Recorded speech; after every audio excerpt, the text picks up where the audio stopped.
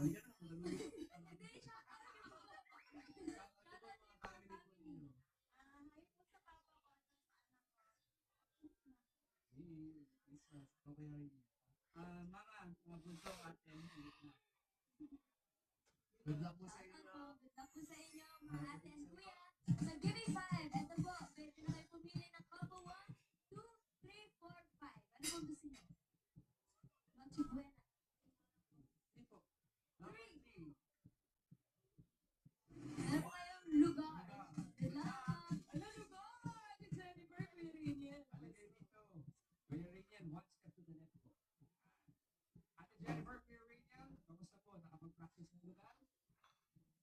Medyo. Himahin ka na po ng malalim, ha?